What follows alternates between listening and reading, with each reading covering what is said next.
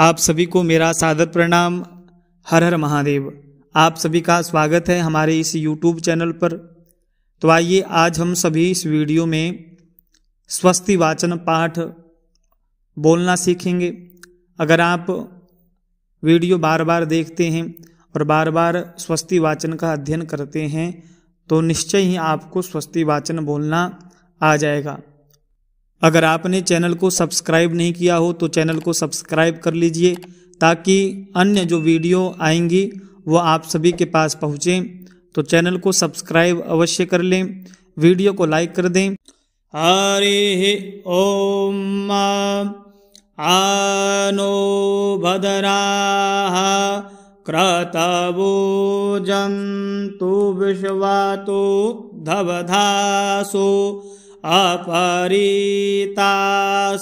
उद्भिदाः देवानो यथा सदमिद्वृधे आसन्नपरायुवो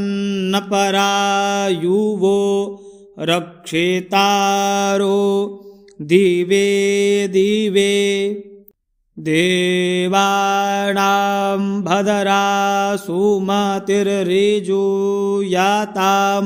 देवानारातिरभिनो निवर्तताम् देवानागुंसखियामुपासे धीमा वयं देवान आयुः प्रतिरन्तु जीवसे तान् पूर्वया निवेदाहुमहे वयं भगमितरमदितिं दक्षमसरिधम् अर्जमणं वरुणगुं सोममसविना सारस्वतीनाः शुभगामयस्करत तन्नो वातो मयो भुवातु भेखजन् तन्माता पृथिवी तत्पिता द्यौः तद्ग्रावाणः सोमसुतो मयो भुवस्तादसवेना शृणुतन्धिषणा जुवम् तमीशानन् जगतस्थस्थोखसपतिन् धियन् जिन्वमवसे हुमहे वयम् पूखानो यथा वेदासामसद्वृधे रक्षिता पायुरदब्धः स्वस्ताये स्वस्ति न इन्द्रो वृद्धसर्वाः स्वस्ति नः पूषा विश्ववेदाः स्वस्ति नस्तारक्ष्यो अरिष्टानेमिः स्वस्ति नो बृहस्पतिर्दधातु पृषदसवा मरुतः वृषणिमातरः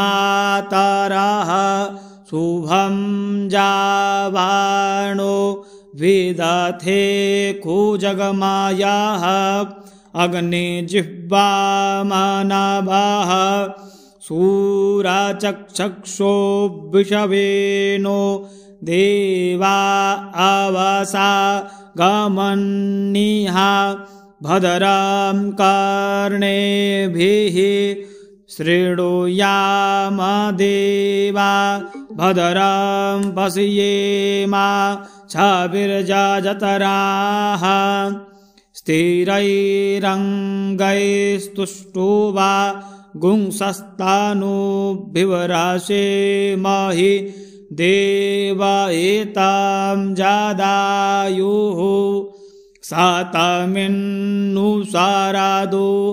अन्तिदेवा जतरा नश्चकरा जरशं तनूनां पुतरासो जतरा पितरो भवन्ते मानो मधियारे रेखाता युर्गन्तोः आदितिर्द्यौरादितिरन्तरिक्ष मादितिर्माता स पिता स पुतराः विषवे देवा आदितिः पञ्चजना आदितिर्जातामादितिर्जानित्वाम्मा द्यौः शान्तिरन्तरिक्षगुं शान्तिः पृथिवी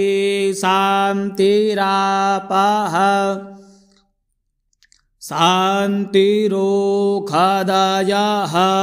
शान्तिः वनस्पतयः शान्तिर्विषवे देवाः शान्तिर्ब्रह्म शान्तिः सर्वगुं शान्तिः शान्तिरेव शान्तिः सामा शान्तिरेधि जतो जतः समीहसे ततो नो अभयं कुरु सन्नः कुरु प्रजाभ्यो भयन्नः पशुभ्यः सुशान्तिर्भवतु गणानान्त्वा गणपतिगुं हवामहे प्रियाणान्त्वा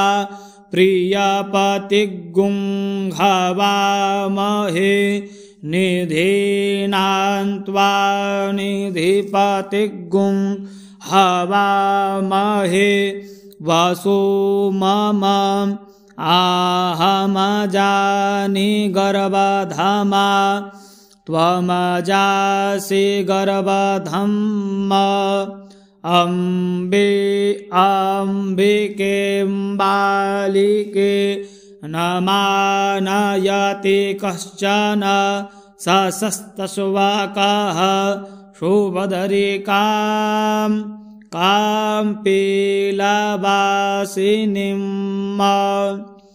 श्रीमन्महागणाधिपतये नमः। लक्ष्मीनारायणाभ्यां नमः। उमामहेश्वराभ्यां नमः। वाणीहिरण्यगर्भाभ्यां नमः। शचीपुरन्दराभ्यां नमः। मातृपितृचरणकमलेभ्यो नमः। इष्टदेवताभ्यो नमः। कुलदेवताभ्यो नमः। ग्रामदेवताभ्यो नमः।